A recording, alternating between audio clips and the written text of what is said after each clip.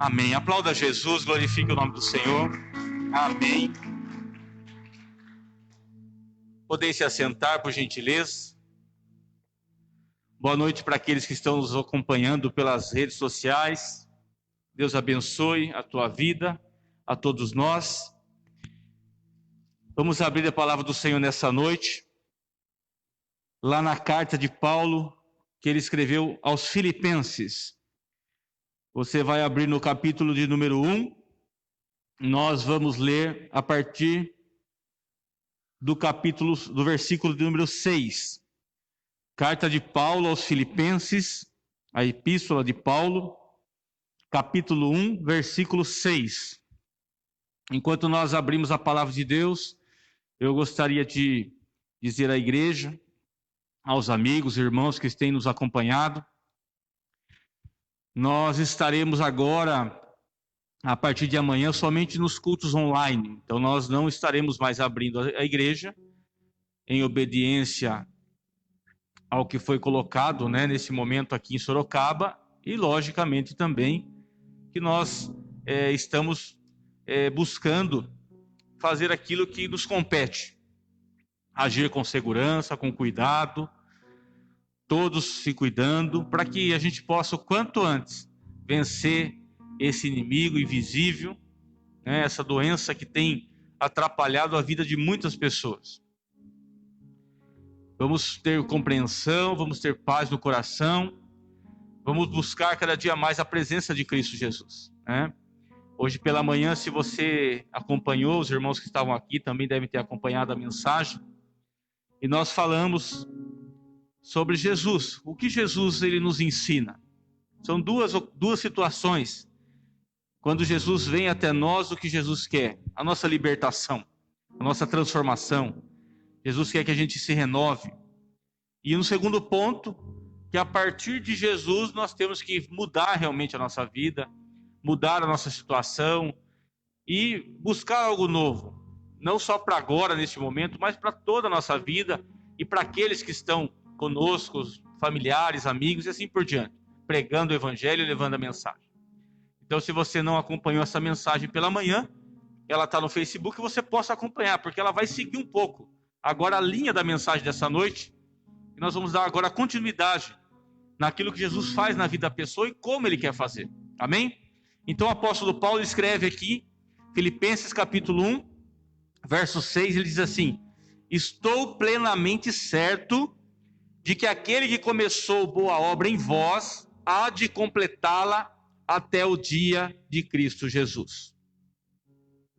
Mais uma vez, estou plenamente certo de que aquele que começou boa obra em vós há de completá-la até o dia de Cristo Jesus. Pai, fala conosco, fala o nosso coração neste momento. Alcança, Pai, muitas vidas, Pai, através da Tua palavra. Derrame a Tua unção, o Teu Espírito sobre todos, fortalecendo, Pai, o lar, a família. Pai, esse momento tão especial e complicado que nós estamos vivendo, difícil de entender. Mais uma semana, ó Deus, que nós estaremos aí passando por provas, provas muito grandes de paciência e de uma série de situações que têm trazido desconforto a muita gente. Então, neste momento, eu oro ao Senhor que essa palavra possa trazer conforto, ela possa trazer paz, tranquilidade, para que nesta semana, ó Pai, a Tua igreja, o Teu povo e aqueles que precisam do Senhor possam estar grandemente, ó Pai, abençoados pela Tua palavra, pelo Teu poder, pela Tua graça. Assim nós oramos agora e Te agradecemos em nome de Jesus. Amém.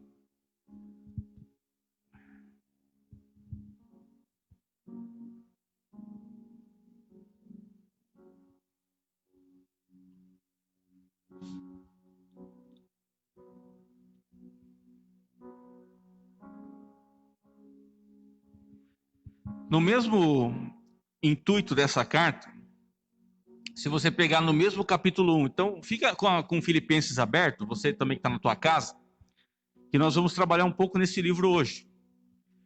Capítulo 1, versos de número 9, diz assim: e também faço esta oração. Olha a oração de Paulo.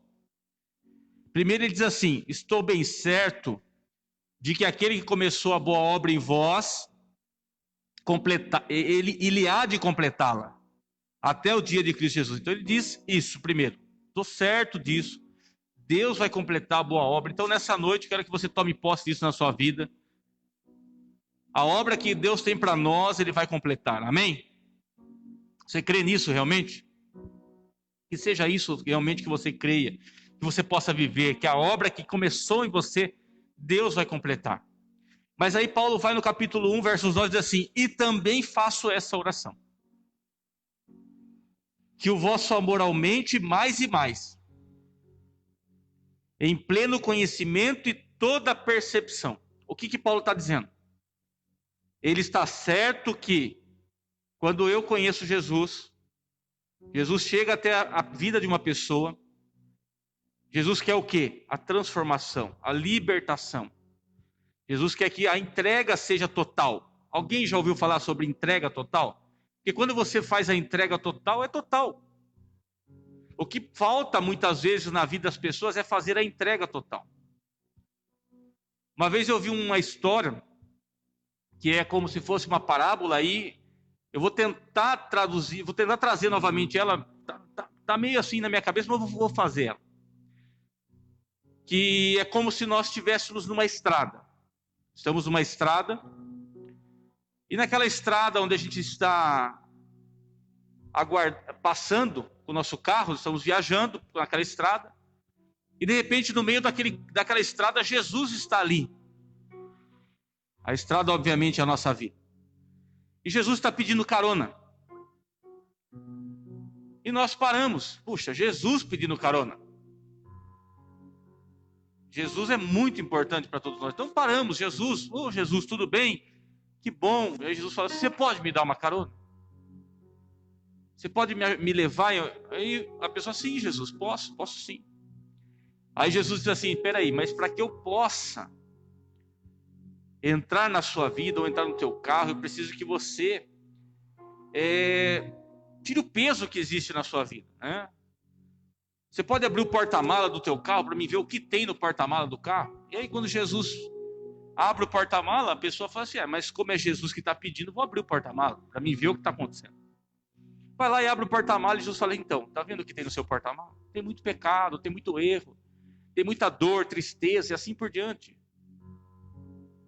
E aí, diante de toda aquela situação, Jesus fala assim: então é o seguinte, eu preciso que, para que eu possa entrar no teu carro e para que eu possa andar com você, eu preciso que você se arrependa desses pecados, que você realmente jogue fora.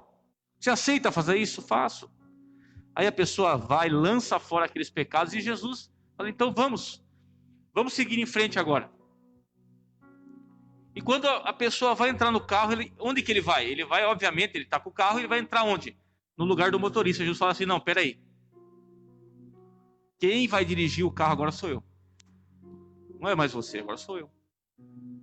A pessoa fala assim: não, Jesus, pode falar onde você quer ir, eu levo, não tem problema, o carro. Jesus fala assim: não, se for para eu estar com você, eu tenho que estar dirigindo o seu carro, eu tenho que estar na direção da sua vida. Aí a pessoa permite.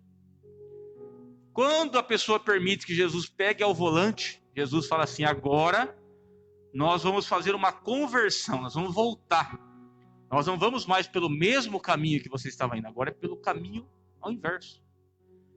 Aí a pessoa fala assim: mas espera aí, isso não vai dar certo. Não. Você quer realmente viver comigo? Eu preciso que você vá pelo caminho inverso. Eu preciso que você faça uma conversão. E assim é a vida com Jesus. Essa é a entrega total. É entender que Jesus quer mudar a nossa vida. E não tem como você fazer algo que seja diferente disso. Não tem como. Jesus, ele quer entrar totalmente na nossa vida. Ele quer que a gente se limpe de todo pecado. Ele quer que a gente se limpe de todo mal. É isso que o apóstolo estava dizendo. Ele estava falando assim: eu estou certo que aquele que começou a boa obra em vós há de completá-la. Mas qual é a certeza que ele tem? Não é somente a certeza de que Deus está do nosso lado e Deus vai fazer com que a gente seja uma pessoa justa ou correta. Não. Existe também a nossa parte no negócio. Existe aquilo que nós devemos fazer, existe aquilo que nós devemos entregar. Por isso que depois ele diz assim, também eu faço uma oração. Qual é a oração que ele fala? Que o vosso amor aumente. E ele diz assim, que o vosso amor aumente com as pessoas? Não. Que o vosso amor aumente mais e mais no conhecimento, no pleno conhecimento. Ele não fala somente, olha, você deve conhecer mais de Deus. Ele fala, não, existe para que você possa receber aquilo que Deus tem para você, para que a obra de Deus seja completa na sua vida. E que ele venha completar a boa obra que tem para você, é necessário que você tenha pleno conhecimento naquilo que Deus tem para você. Então ele diz, eu tenho certeza. Olha que forte isso. Eu e você temos que ter essa certeza. Eu tenho certeza que Deus tem um projeto na minha vida, na sua, na vida de todas as pessoas. Mas é importante que nós tenhamos o que? O conhecimento e a percepção. Ele diz, você tem que ter pleno conhecimento e percepção. O que é percepção? É aquilo que nós falamos hoje de manhã. Nós estamos percebendo que muitas coisas estão indo para lugares errados. Muitas coisas caminhando para lugares errados. O futuro, como nós falamos de manhã, ele é incerto. Mas nós temos que ter o quê? Perseverança. Trabalhar para um futuro melhor, buscar um futuro melhor, conhecer mais a Deus, trazer essa vontade de conhecer a Deus, essa bênção para dentro da nossa casa. Então, essa percepção que nós temos que ter, aquilo que eu estou fazendo, aquilo que eu estou produzindo, aquilo que eu estou lançando, está sendo bom? É perceptível isso na minha vida? Amém? Estão entendendo? Por exemplo, quando Jesus ele fala lá atrás, lá em Mateus, se eu não me engano, depois do Sermão do Monte, Jesus fala o seguinte, ele começa a falar assim, sabe, é impossível que a árvore, ela sendo boa, ela venha dar maus frutos. A árvore sendo boa, ela vai dar bons frutos. É impossível que a árvore má vá dar bons frutos. Não há como. Isso é percepção, não é verdade? Sim ou não? Depende da minha percepção. Não tem como eu achar que eu estou fazendo coisas erradas e achar que isso vai no final da minha vida dar certo. Eu estou certo que Deus quer completar, que Deus quer fazer, é isso que Paulo disse. Eu não tenho dúvida, quando ele escreve essa carta, está falando para aquele povo. Quando eu fui aí, preguei a palavra para vocês, trouxe a Jesus para vocês, eu tenho convicção, ele quer fazer a obra em você. Mas você tem que ter essa percepção, você tem que ter o conhecimento. E aí ele diz assim, se você ler a continuidade, capítulo 1, versos 10, diz assim, para aprovardes as coisas excelentes. E serdes o quê? Sinceros e inculpáveis para o dia de Cristo, cheios do fruto de justiça, o qual é mediante Jesus Cristo, para a glória e louvor de Deus. Essa percepção que ele estava dizendo, nós temos que ter a percepção, para que a gente possa ser excelente diante de Deus, saber que Deus tem uma promessa sobre nós.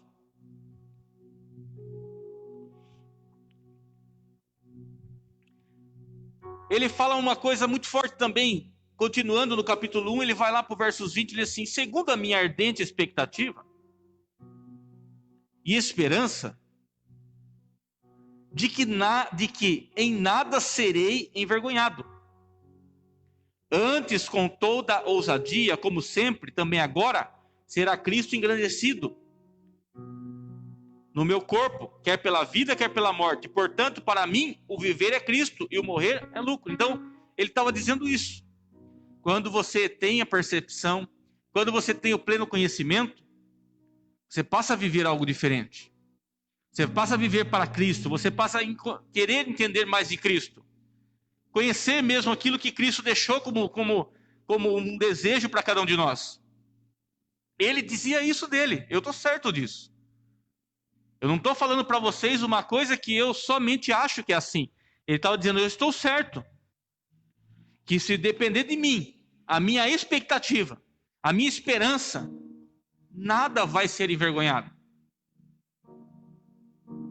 Por que muitas vezes as pessoas têm sido envergonhadas? Porque não acreditam, não tem fé, não tem perseverança, não tem conhecimento, não tem expectativa, não tem essa percepção. Não faz para Cristo, não faz para a vida dela melhorar. Eu sei que não é fácil. Quando ele chega no versículo 1, do capítulo 1 também, versos 27, ele diz assim: vivei acima de tudo por modo digno do evangelho de Cristo. E ele fala assim: estais firmes em um só espírito.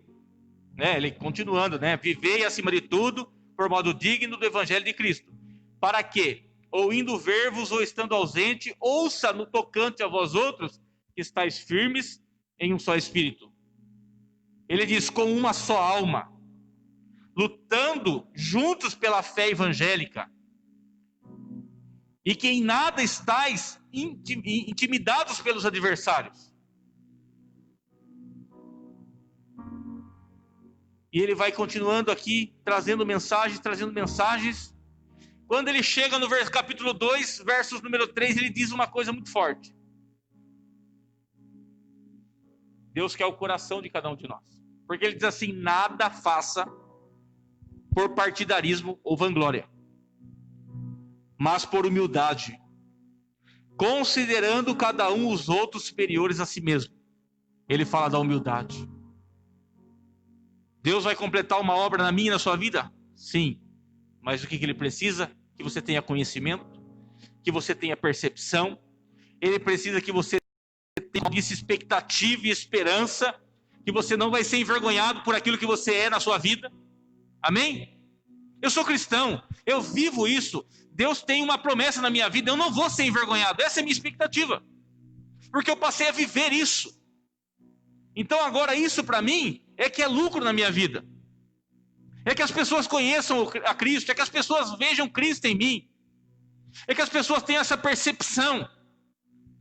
Por isso que ele diz: acima de tudo, viva de modo digno do evangelho de Cristo. Acima de tudo que você está passando, acima de tudo que nós estamos passando, acima de tudo que está acontecendo na sua vida, viva de modo digno do evangelho de Cristo. O que é o evangelho de Cristo? Se você for buscar o que Cristo diz, conhecer Jesus, se nós formos em Mateus, capítulo 15,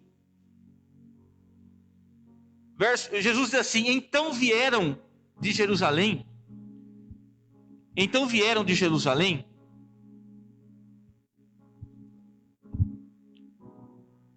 a Jesus alguns fariseus e alguns escribas, e perguntaram: por que transgride os seus discípulos a tradição dos anciãos? Pois não lavam as mãos quando comem. Ele, porém, lhes respondeu: por que transgrides vós também o mandamento de Deus por causa da vossa tradição? Porque Deus ordenou: honra teu pai e tua mãe. Quem maldisser a seu pai ou sua mãe será punido de morte. Mas vós dizeis: se alguém disser a seu pai ou a sua mãe, é oferta do Senhor aquilo que poderias aproveitar de mim, esse jamais honrará a seu pai ou a sua mãe. E assim invalidastes a palavra de Deus por causa da vossa tradição. Hipócritas, olha o que Jesus diz. Bem profetizou Isaías a vosso respeito, dizendo: este povo honra-me com os lábios, mas o seu coração está longe de mim, e em vão me adoram, ensinando doutrinas que são preceitos de homens. E aí ele continua: e tendo convocado a multidão, lhes disse: ouvi e entendei. Não é o que entra pela boca o que contamina o homem, mas o que sai da boca, isso sim, contamina o homem. E aí os seus discípulos se aproximaram e disseram: sabes que os fariseus, ouvindo a tua palavra, se escandalizaram? Ele, porém, respondeu: toda planta que meu Pai Celestial não plantou será arrancada. Deixai-os, são cegos, guia de cegos. Ora, se um cego guiar outro cego, cairão ambos no barranco. Então lhe disse Pedro: explica-nos a parábola. Jesus, porém, disse: também vós não entendeis ainda? Não compreendeis que tudo que entra pela boca desce para o ventre e depois é lançado em lugar escuso? Mas o que sai da boca vem do coração. E é isso que contamina o homem. Porque do coração procedem maus desígnios, homicídios, adultérios, prostituição, furtos, falsos testemunhos, blasfêmias. São essas coisas que contaminam o homem. Mas o comer sem lavar as mãos não contamina. O que Paulo estava dizendo? Vivei acima de tudo de modo digno. O que Jesus respondeu? Vocês não vivem dignamente.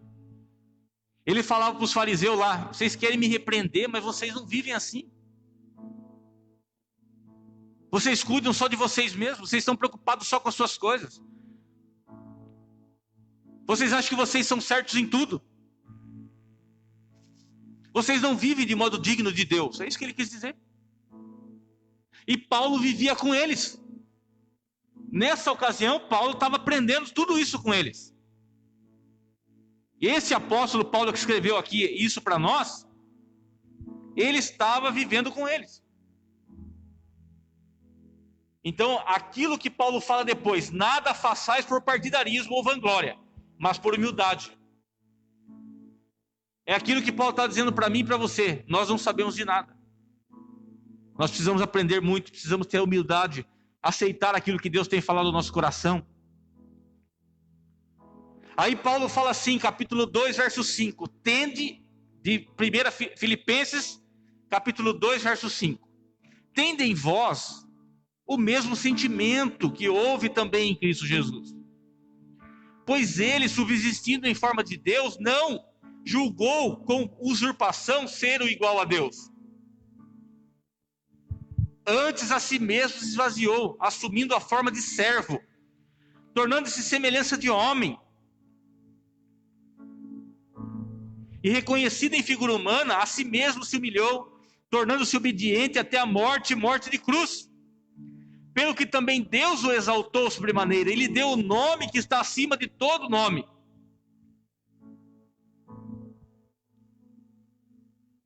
Não sei se você já ouviu alguém falar desse jeito, mas quantas vezes você já falou assim, quando a gente está orando, não sei se você já percebeu na oração, em nome de Jesus. Deus te abençoe em nome de Jesus. Seja curado em nome de Jesus. Seja restaurado em nome de Jesus. Seja liberto em nome de Jesus. Sabe por quê? Porque o nome de Jesus está acima de todo nome. Acima de qualquer situação que nós vivemos hoje está o nome de Jesus. Jesus está acima de tudo, acima de todos e tudo. A Ele toda a honra, toda a glória, todo louvor. Ele é todas as coisas em nossas vidas. É isso que nós devemos aprender. Paulo fala também no capítulo 2, um pouquinho à frente, capítulo 2, versos 13.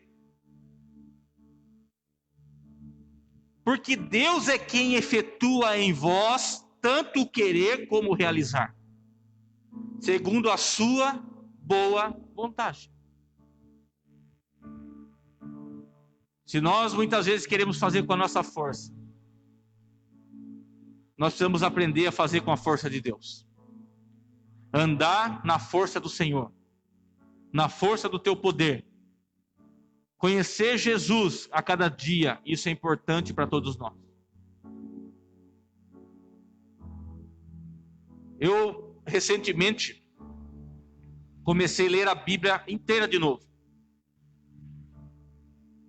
E agora eu estou lá naquela história de José. Recentemente mesmo, estou na história de José. Gênesis capítulo 37, por aí. E é fantástico, irmãos. É fantástico. Você vê o que Deus faz na vida daquele rapaz. Você vê o que Deus está fazendo na vida dele, toda aquela luta que ele passou. Toda aquela situação complicada.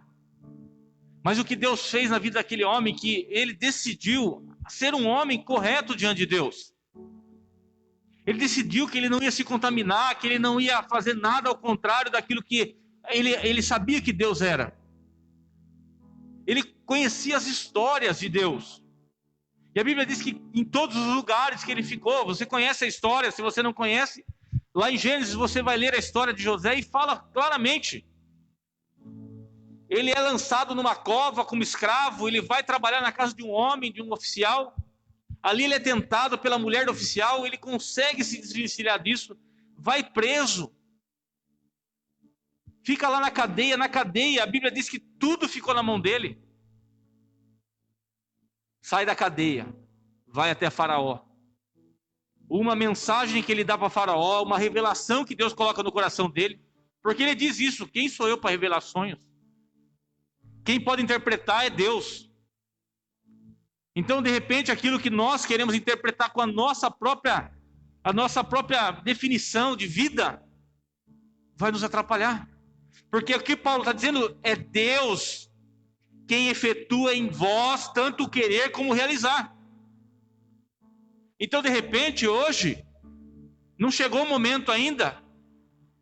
É duro falar isso, mas pode ser que de repente para mim ou para você, para qualquer um de nós, não chegou o momento ainda daquilo que Deus tem para nós. Mas não é por isso que nós não é por isso que nós vamos desistir, que nós não vamos continuar.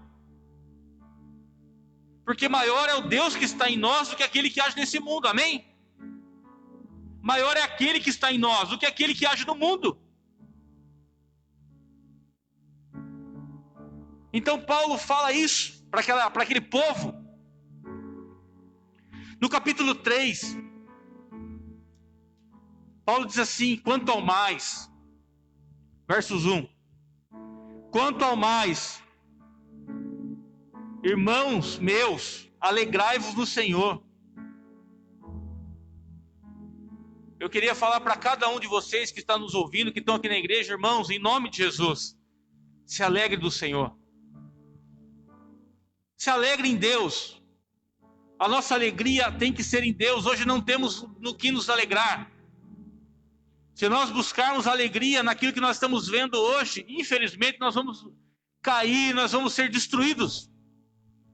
Porque o mundo, a forma como as coisas estão sendo colocadas, só tem trazido desânimo para as pessoas. Porque se nós olharmos para aquilo que está no mundo, nós não vemos uma luz no fim do túnel. Mas se eu me alegrar no Senhor, eu consigo ver aquilo que está na minha frente, aquilo que está do meu lado. Eu consigo olhar para a pessoa que está do meu lado. Eu consigo olhar para o meu relacionamento, eu consigo olhar para o meu amigo, eu consigo olhar para o meu filho, eu consigo olhar para mim e consigo ver algo bom para acontecer. Amém? Porque se eu for pensar no mundo, se eu for olhar para as notícias que estão vindo agora, se eu for colocar a minha fé em homens, por isso que Paulo escreve, alegrai-vos no Senhor.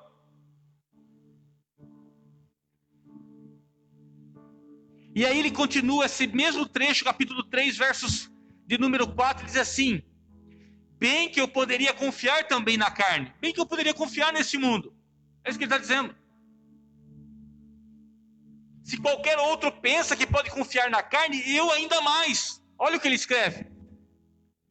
Circuncidado ao 8º dia, da linhagem de Israel, da tribo de Benjamim, hebreu de hebreus, quanto à lei fariseu, quanto ao zelo perseguidor da igreja, quanto à justiça que há na lei, irrepreensível.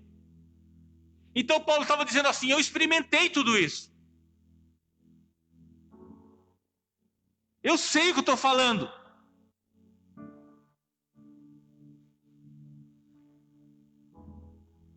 Eu tenho hoje mais de 40 anos já.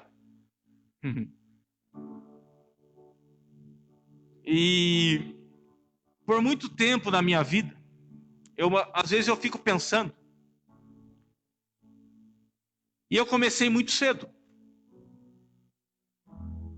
Trabalhei muito, trabalho, até hoje, mas nunca tive tempo de pensar em nada. Fui atropelando tudo. Fui fazendo conforme as coisas iam acontecendo. Cai, levanta, cai, levanta, cai, levanta. A hora cai mais um pouco, vai caindo. Levanta, cai, cai, cai. E assim foi minha vida. Por um longo período de tempo. Da mesma maneira como você levanta, quando você cai, o tombo é maior. Até que um dia o tombo meu foi o grande.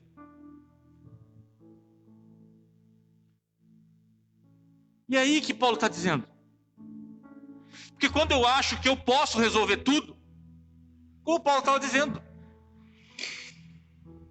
muitas pessoas são assim. Não, eu confio em mim. Não, eu sei o que eu estou fazendo. Eu não vou escutar isso. Eu não quero saber disso. Eu sei o que eu estou fazendo. Eu sou um homem de negócio. Deixa comigo, bolsa de valores, eu sei tudo. Eu sei tudo. Eu tenho... Infelizmente, quem faz na nossa vida é Deus. Quem dá sabedoria, felizmente, porque infelizmente o homem está fadado a cair em qualquer momento. Por isso que ele diz, se for falar de confiar na carne, eu sou o primeiro.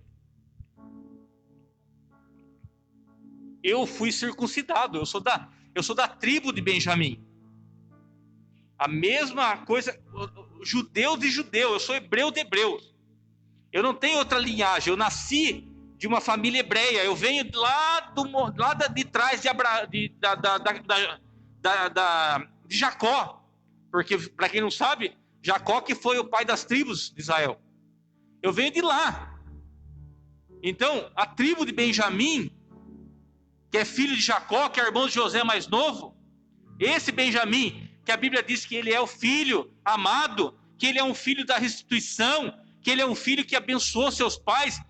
Para você ter uma ideia, quando Jacó morreu, quando a Bíblia fala que os irmãos tentaram matar José, Benjamim ficou.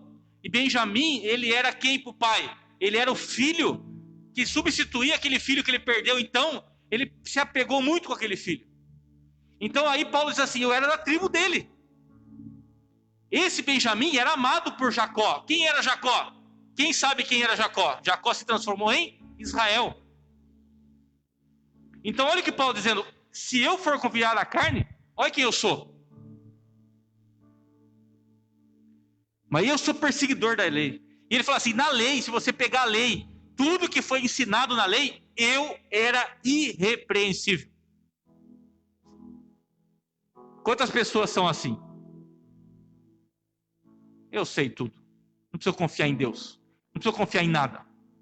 Eu sou irrepreensível. Então Paulo fala isso.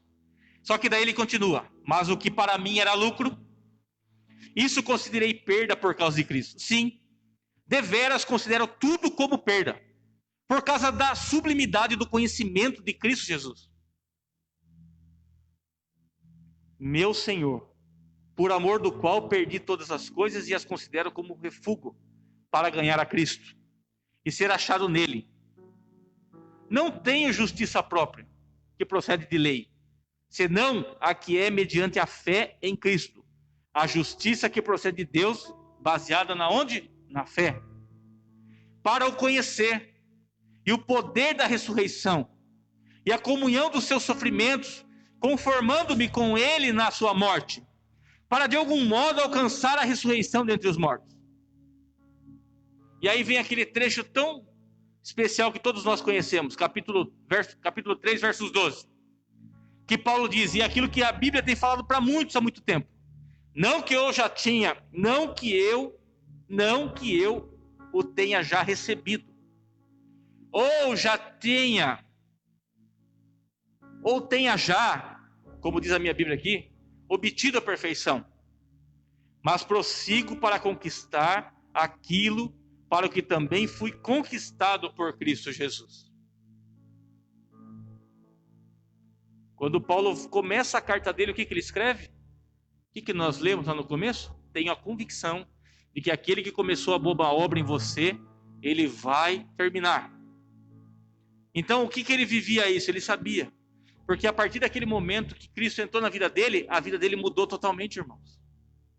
Um cara que perseguia a igreja, um cara que matava os cristãos, um cara que fazia tudo que era mal que você possa imaginar com relação àqueles que seguiam Jesus. Mas é ele que, quando conhece Jesus, muda a sua vida, muda a sua história. comece a pregar o evangelho, levar a palavra e mudar a história de muita gente como mudou até hoje. E tem deixado esse legado hoje para todos nós. É isso que Deus quer que você deixe, um legado de Cristo Jesus na terra. Você está ensinando Cristo Jesus, está mostrando a humildade, está mostrando o caráter, você está mostrando compaixão. E ele fala isso, não que eu tenha já recebido, ou tenha já obtido a perfeição, mas prossigo para conquistar aquilo, para o que também fui conquistado por Cristo Jesus. E ele continua: irmãos, quanto a mim, não julgo havê-lo alcançado, mas uma coisa faço. O que ele faz? Esquecendo-me das coisas que para trás ficam, e avançando para as que estão diante de mim. Prossigo para o alvo, para o prêmio da soberana vocação de Deus em Cristo Jesus. E aqui ele diz claramente: quem vai vocacionar a minha vida é Cristo. Quem vai direcionar a minha vida é Cristo. Quem vai ensinar os caminhos é Cristo. Todos, pois, que somos perfeitos, tenhamos esse sentimento. E se porventura pensais de outro modo, também isso Deus vos esclarecerá. Todavia andemos de acordo com o que já alcançamos. Eu não sei o que você já alcançou em Cristo Jesus. Ele está falando em Cristo. Eu não sei o que cada um que está aqui, que está nos ouvindo, alcançou em Cristo Jesus. Não sei. De repente você não alcançou nada ainda. De repente você está falando: mas eu não alcancei nada. Eu malemar sei rezar um Pai Nosso. Eu malemar sei onde fica alguma coisa aqui na palavra de Deus. Mas hoje você está já ouvindo a palavra de Deus há muito tempo. Muitas coisas você já alcançou através da palavra e você pode continuar alcançando através da palavra. E aí no capítulo 3 também, Paulo continua. E no verso de número 20, ele diz assim: pois a nossa pátria está nos céus, de onde também aguardamos o Salvador, o Senhor Jesus Cristo, o qual transformará o nosso corpo de humilhação para ser igual ao corpo da sua glória, segundo a eficácia do poder que nele tem de até subordinar a si todas as coisas. E no capítulo 4, verso 6, ele diz assim: não andeis ansiosos de coisa alguma. Em tudo, porém, sejam conhecidas diante de Deus as vossas petições, pela oração e pela súplica, com ações de graças, e a paz de Deus, que excede todo entendimento, guardará o vosso coração e a vossa mente em Cristo Jesus. Essa semana eu pensava em paz. Eu pensava justamente nessa palavrinha tão pequenininha que é a paz. O que é a paz? Como você enxerga a paz? Se eu pedisse para você desenhar hoje um ambiente de paz, ou essa paz que Deus está falando, como você desenharia? Como seria a sua ilustração? Talvez você pegasse uma folha de papel, fizesse como a gente fazia quando era criança. Não sei se alguns de vocês que estão aqui na igreja ou na companhia fez já. Pegava uma folha de sulfite, fazia uma casinha, aquela casinha quadradinha, telhadinho. Aí na frente você coloca uma graminha. Não é isso que a gente fazia? Sim ou não? Ou só eu que fazia? Aí coloca uns hominhos ali, mas pode desenhar um carrinho. No cantinho da folha, faz um cortinho assim, faz o sol, bem bonito. Põe umas aves assim no céu. E a gente olha para aquele desenho. Que desenho maravilhoso. Desenho que realmente expressa a paz. Ou um campo, ou uma montanha, e uma série de outros desenhos. E uma vez teve uma situação como essa, e pediram para uma pessoa desenhar um ambiente de paz. E aí, essa pessoa desenhou numa folha de papel um lugar escuro, negro, feio. Como se fosse um lugar cheio de fumaça, uma cachoeira violenta, aquele lugar revolto, uma tempestade horrível. E aí alguém falou, mas você tá maluco? Todo mundo aqui desenhou árvore, floresta, e fez tudo, que lindo, passarinho. Você desenhou esse negócio tenebroso? Ele falou assim, olha bem profundamente. Tá vendo lá na fenda daquela rocha que eu fiz lá no fundo? Tá vendo aquele pássaro que tá lá? Ele tá lá com o ninho dele, naquele lugar. Tá tudo revolto ao lado dele. Tá tudo destruído ao lado dele. A tempestade, o vento, a escuridão.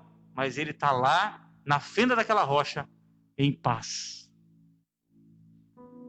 Cada um tem um conceito de paz. Mas o que a Bíblia diz assim, que você não deve andar ansioso de coisa alguma, em tudo, porém, sejam conhecidas diante de quem? De Deus. As vossas petições, pela oração e pela súplica, com ações de graças. Significa que não adianta só eu ficar reclamando. Ah, Deus, está acontecendo isso, Deus... Não, agradeça a Deus. Peça assim, Deus, eu estou passando por uma necessidade, eu preciso resolver essa situação, eu preciso que o Senhor seja... Mas, Pai, eu te dou graças porque eu tenho a saúde. Eu te dou graças porque o Senhor está dando entendimento para mim. Eu te dou graças porque eu não estou passando sozinho por essa luta, eu sei que o Senhor está comigo, eu sei que o Senhor está do meu lado, tem algo que o Senhor está me ensinando agora, tem algo que o Senhor está me colocando, eu tenho certeza que o Senhor não vai deixar que eu me arrebente todo lá na frente, está entendendo? E aí ele diz assim, e a paz de Deus que excede todo entendimento, vai guardar o vosso coração e a vossa mente. Em quem? Em Cristo Jesus. E ele conclui no capítulo 4, versos 8. Esse trecho da Bíblia, eu já falei várias vezes, eu amo esse trecho da Bíblia. Eu amo porque é excepcional. Paulo diz assim, finalmente, irmãos, tudo que é verdadeiro, tudo que é respeitável, tudo que é justo, tudo que é puro, tudo que é amável, tudo que é bom, é de boa fama, se alguma virtude há, e se algum louvor existe, seja isso que ocupe o vosso coração. O que Paulo escreveu lá no começo?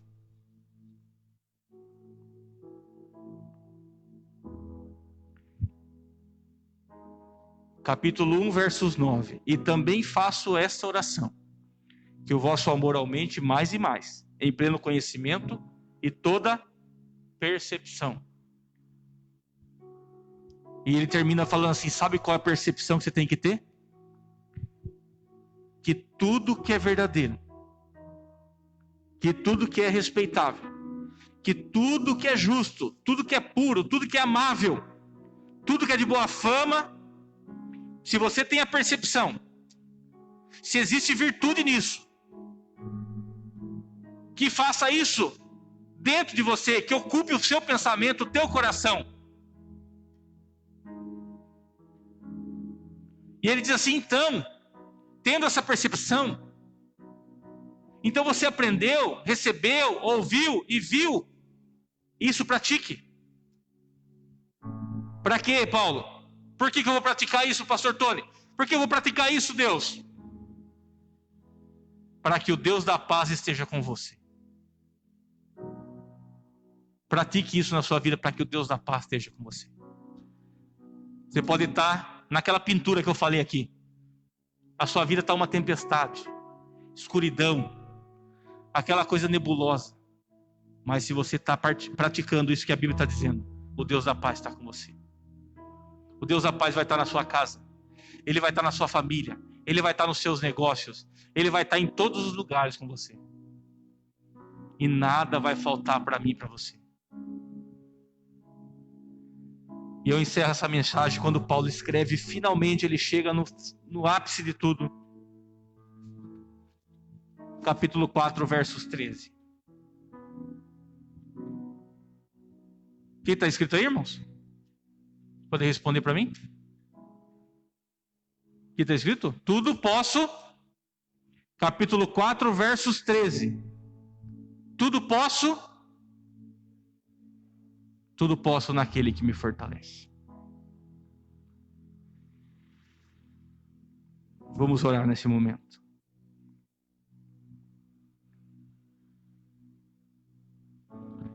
Pai, nós te louvamos e agradecemos por poder estar na tua casa, ouvindo a tua palavra.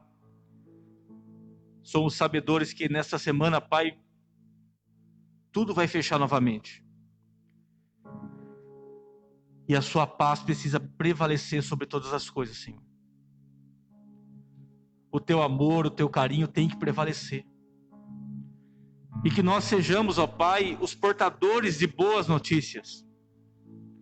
Aqueles que vão cumprir a tua palavra e fazer conforme o Senhor tem nos ensinado. E que vamos ter, com certeza, Pai, a dignidade de fazer um futuro melhor para todas as pessoas através da tua palavra. Porque se há algo que pode ser feito, é o Senhor que pode fazer. Homem nenhum pode fazer nesse momento. Homem nenhum tem o poder. Porque a Bíblia diz claramente que nas suas mãos está o poder da vida e da morte. E eu creio nisso, Senhor, como a tua igreja tem crido. Que é o Senhor que tem o poder da vida e da morte. Então eu oro agora, Senhor Deus. Abençoa a tua igreja, Pai. Abençoa o teu povo. E conforme diz aqui, capítulo 4, versos 19 de Filipenses. E o meu Deus, segundo a sua riqueza em glória, há de suprir em Cristo Jesus cada uma de vossas necessidades. Ora, a nosso Deus e Pai, seja a glória pelos séculos dos séculos. Amém. A graça do Senhor Jesus Cristo seja com vosso espírito. Deus abençoe a todos. Tenha uma ótima semana. Uma semana abençoada. Coloque as suas vidas nas mãos do Senhor. Deixa Ele conduzir. Deixa Ele fazer. Queria desafiar você a ler novamente essa carta de Filipenses. Todos os dias, lê um pouquinho até chegar no final da semana. Até você chegar nesse final aqui. A graça do Senhor Jesus Cristo seja com o vosso espírito. Que Deus te fortaleça nessa semana e que você seja a pessoa que vai dar a palavra de bênção aí na tua casa. Profetize na tua casa. Profetize a paz, a bênção, a comunhão, o crescimento e a restauração. Todos nós devemos fazer isso em nome de Jesus. Amém. Fiquem com Deus. Uma ótima noite e uma ótima semana. A paz.